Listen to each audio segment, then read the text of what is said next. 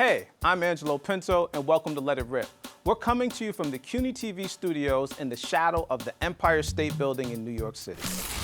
New York City is at a crossroads. The country's on edge, leadership is in question, and the stakes have never been higher. With the mayoral election looming and midterms around the corner, the real question isn't just who's running, it's who's actually leading.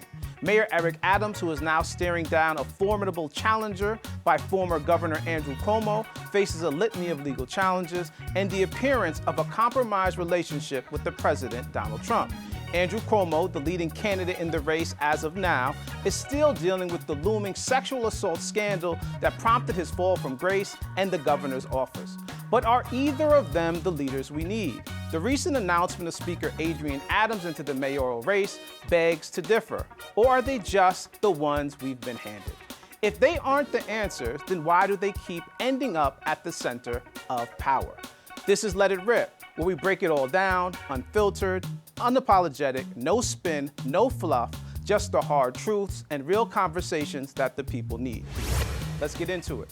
Here to have this conversation are former New York City Council member and New York State Assemblyman Charles Barron, former Congressman Jamal Bowman, and attorney and Bronx Community Board 1 member Delorny Nomura. I'm Angelo Pinto, and this is Let It Rip.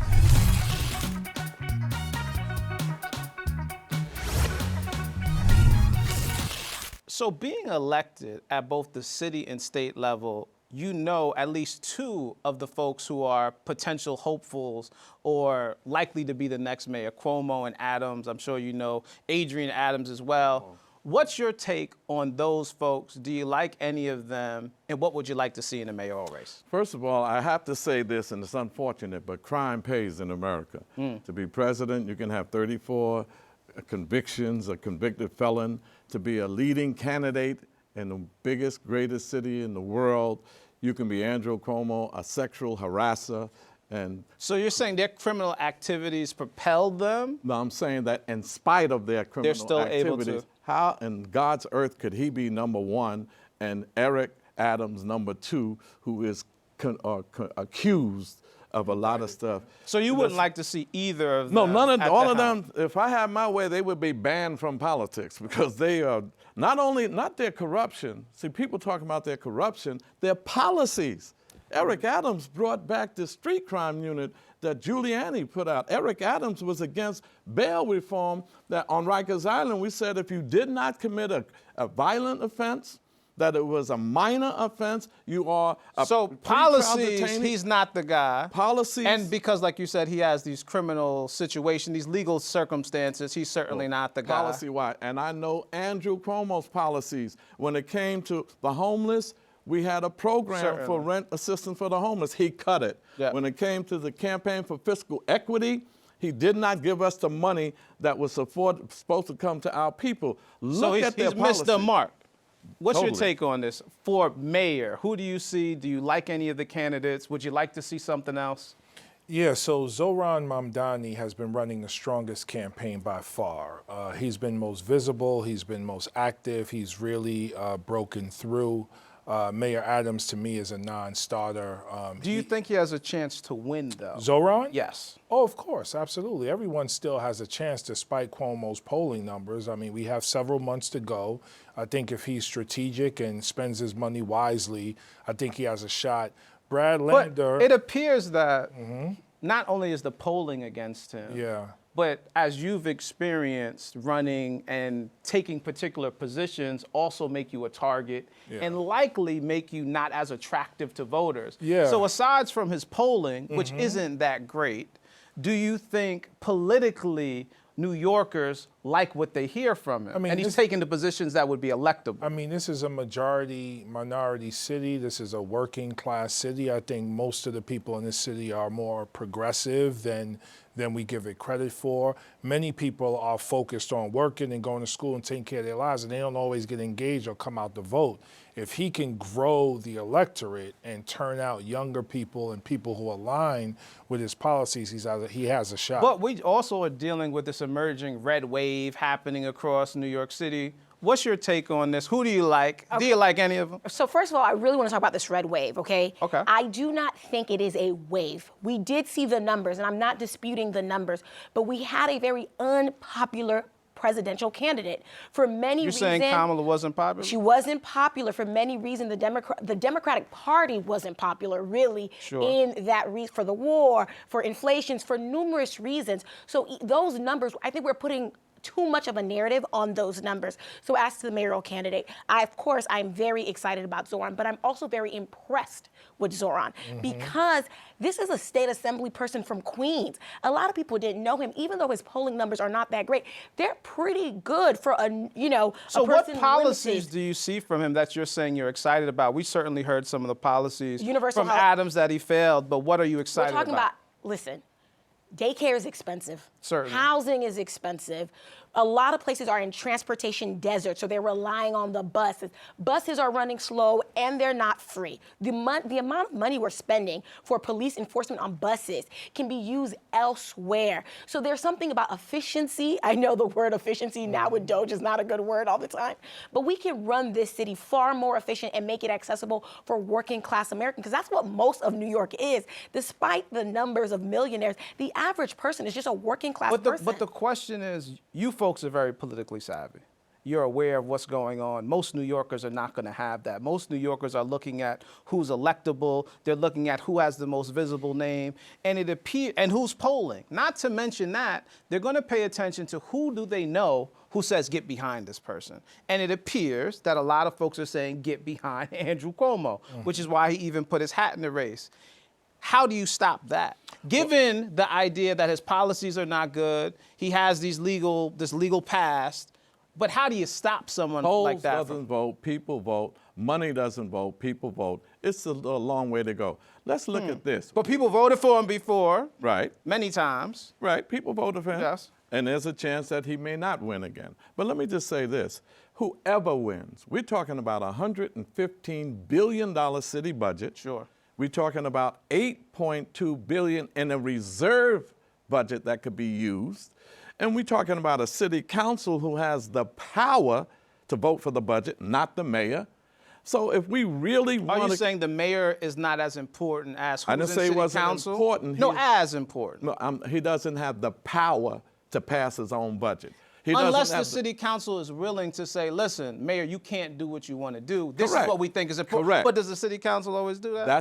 That's why I think I'm focusing on the city council, because we need to get council members, just like in Congress, the president doesn't pass the budget. The president can't pass any laws.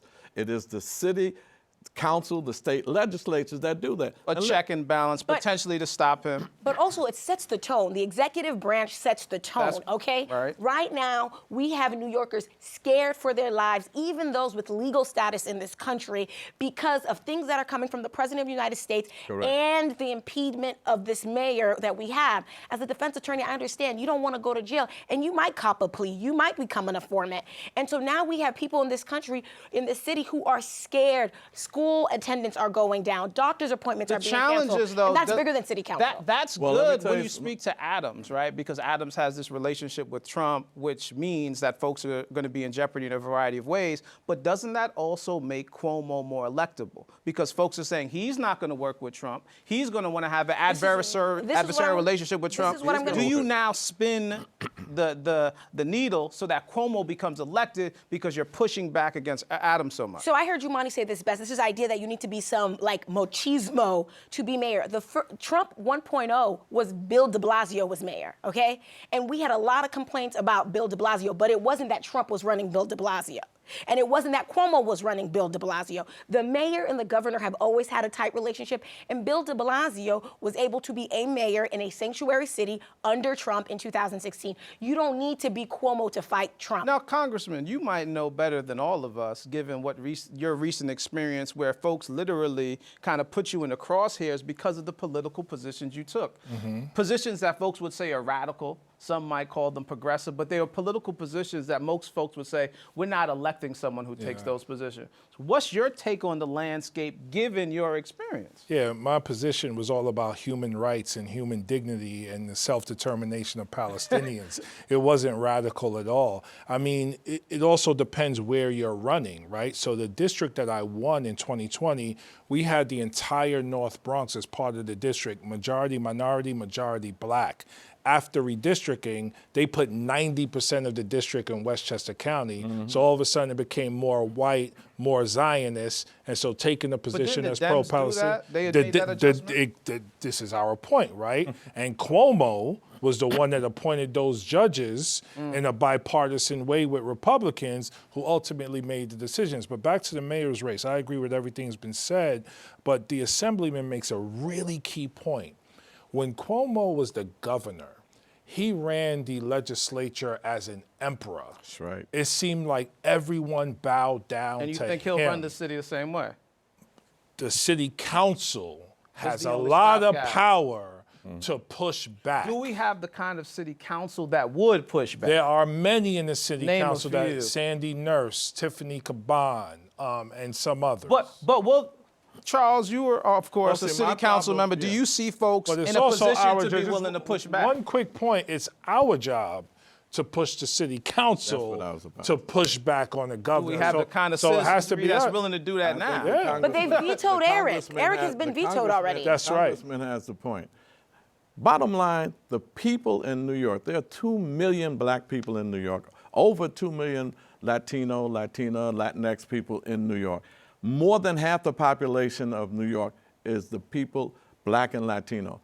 If the people rise up, we got to organize the people because they're not going to do it. Even some of them in the city council that were supposed to You be don't so think they're going to progressive, step up and do the right thing? not without the people Not putting without the pressure on pressure. them. Has Now, to the be. issue is Let me- the people have stepped away because they've seen political folks not do the right No, thing. but they're stepping up now to hold them more accountable. And you watch, it's Where do you gonna see go. this happen? I see this in the streets, in the rallies that we've been going through, in some meetings that we've been holding to get more black radicals elected. I've seen that growing. But does that mean they're going to be able to hold, for instance, look at Adams. Have folks been able to make Adams do something different just because we elected him? Probably You know not. what, Do you know, think that's going to happen with city council members? let me- Or let me are they going to mention be the elected veto. and do what they want to do? Let me tell you this. When I was in there, A lot of folks do that. a lot. When I was in there, Adams wanted this budget to be worse than what it was. What do you we mean? had, meaning he wanted more money for the police. He's been giving them plenty. Well, yeah, 11 billion, but we took some of that away. Remember when we was talking about defund the police? Nobody was talking about not funding the police. They was talking about transferring money from the police budget to social programs. Because the police are defunding the community. Absolutely. That's So right. I want to We be did that. very We clear did about that. that. Yeah. So there's $11 billion right now in the FY26 budget. That does not include, that includes the police budget plus all of their benefits. That doesn't include all the So settlements. it's not we pay $6 out. billion. How much is it? It's 11. It's 11. Because of the That's what I benefits. said. And that doesn't include all the settlements we pay because of Word. all of the lawsuits. So it Word. is a large And you know- number. Well, then that means But- Adams is getting what he wanted. Not- Because not- he's getting the, yeah, he's getting what he wanted. It's getting too much. But see, and not only that, there's a capital budget of $2 billion. He wants to build Cop City in Queens. Yes. Oh, yeah, and we got a new And so police you station ju- in the Bronx. right. But I do wish wanna- we could talk more. But we got to wrap. Great conversation. When we come back, we'll have more with our guests. I'm Angelo Pinto, and this is Let It Rip. Donald Trump doing what he does best, spreading misinformation and fueling division. But this time, the resistance was responsive. From lawmakers taking a stand to a historic 24-hour media marathon pushing back against the silencing of black voices. But was it enough? While some Democrats waved signs and walked out, others stayed silent. The question is, where was the real action? Where is the real leadership that meets the urgency of this moment? Now, going beyond the outrage and focusing on solutions. Still with us are former Congressman Jamal Bowman and former City Council member and New York State Assemblyman Charles Barron. Congressman, you've been there before, State of the Union addresses, presidents addressing Congress. Did you see what you wanted to see from Congress members, though? Do you think the resistance responded to what's going on in the current Trump administration, or do you feel like it was lackluster? Huge shout out and much love and respect to Representative Al Green from Texas. I think he met the moment. He could not sit there and abide by the misinformation, the lies coming from this president. And he stood up and exercised his First Amendment right. The First Amendment that is the foundation of our democracy and our Constitution. He stood up and spoke out. This is a president, along with Elon Musk, that are going into federal agencies and hacking our data, firing federal employees, most of them black and brown, canceling DEI across the country, and going after the most vulnerable people in our country by cutting $880 billion from Medicaid potentially. So Al Green did what I think he was supposed to do, and I wish there was a consistency there from other members stepping up and calling out the blasphemy that was coming from Donald Trump. There were other protests, there were some signs, there was some wearing of particular colors, other people But as you walked mentioned, out. not really something that you feel like was sufficient. Yeah. How do you feel, Charles? Do you feel like what you saw was responsive or not? The blacks that are in Congress are looking good talking against Donald Trump because Right. that's easy. He's the worst thing that ever happened to the world.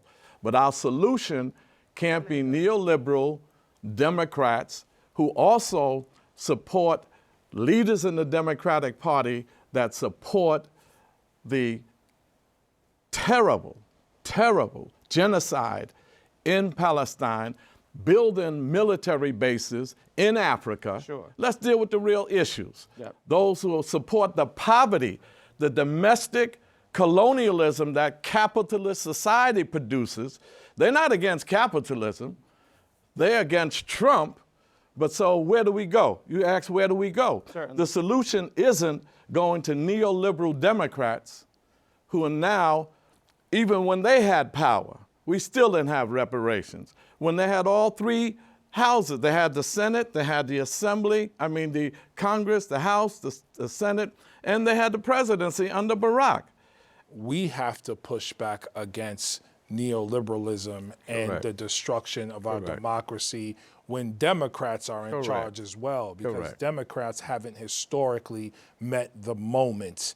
And asking them to meet the moment right now is quote unquote easy, and they're not even doing that at But the I guess level the that we want question them to. becomes, why aren't they meeting the moment? And from my perspective, Big even- money in politics. But is that exclusively why? Because even in this was an interesting segment. Even I didn't expect all these things to transpire. But I think one of the challenges that I often see, not a person who's in political office, is that sometimes black folks in office or black folks who are in the political arena are not aligned and are not in discussion with one another. And we can't even stay in conversation with one another to even address maybe money and politics and all these other issues. How important is it for us to be on the same page first to even get to some of these other things? Yeah. And to even have black folks moving collectively, because sometimes conversations prevent us from doing that. How important is that? Can we do that? It's critical. I think you're making a critical point. The only thing I'm trying to say, which people get uncomfortable Certainly, with, certainly. is that we cannot go from Donald Trump to neoliberalism. We can't go from Donald Trump to having anybody that, if you have Al Sharpton on MSNBC, Van Jones is always on CNN, Joy, yes, they do some segments, you're right. She did some good segments, but the bottom line, it leads right back to the Democratic Party. It leads right back to those in the Democratic Party that support.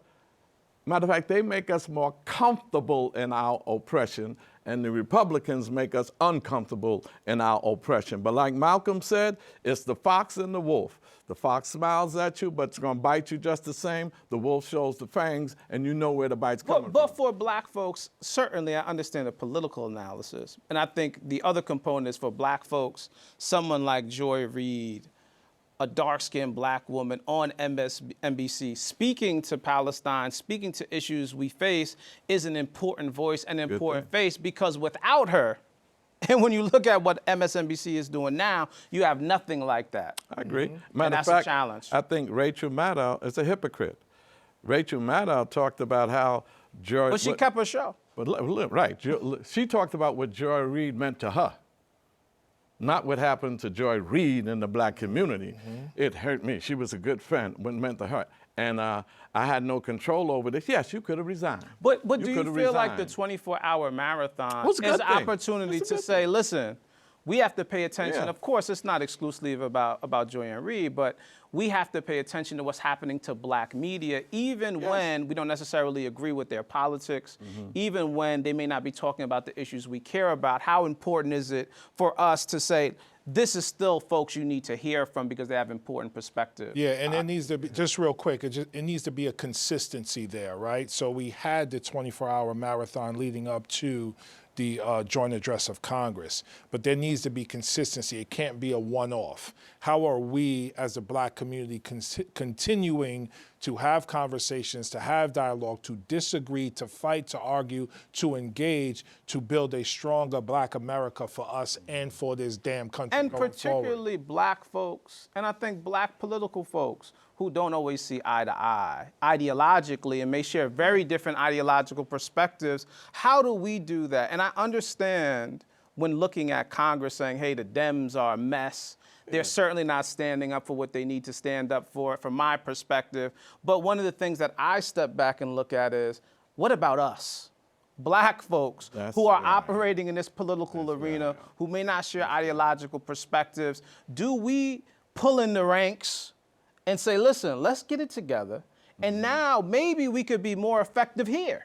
Because I think part of our challenge is we don't got our house together. So how could you possibly now move effectively when you're engaging the Democratic Party? And I think that's where we fail often. See, we didn't just talk rhetoric. I won a city council seat. My wife won a city council, state assembly seat. We delivered for East New York. We brought concrete stuff, talking about schools, parks, everything, jobs. We did all of that. But we also maintained our radical black revolutionary voice. And some of us want to be a part of the system and are trying. How much do you see that now, though? Because when I look around at the landscape, I don't see many of those voices present almost anywhere. Well, and it's the question, did that happen because that can't happen there? No, I'll tell you one thing. There's more of that happening now than ever before because the two-party duopoly capitalist, colonial capitalist system is failing. Both parties is failing the masses. There are more young black radical revolutionaries in the Uhuru movement, the African People's Socialist Party, and Operation Power. But infiltrating the political system, I'm saying, why isn't that happening? Inez and I, because it's very challenging. And Inez and I set the example. We took over East New York. We beat the most powerful political machine, Democratic machine in the country. The Kings County Democratic Party is the strongest party in the nation. We beat them for 21 years. Very intense conversation, but an important one. I'd like to thank our guests for joining us. When I come back, I'll share my closing thoughts. I'm Angelo Pinto, and this is Let It Rip.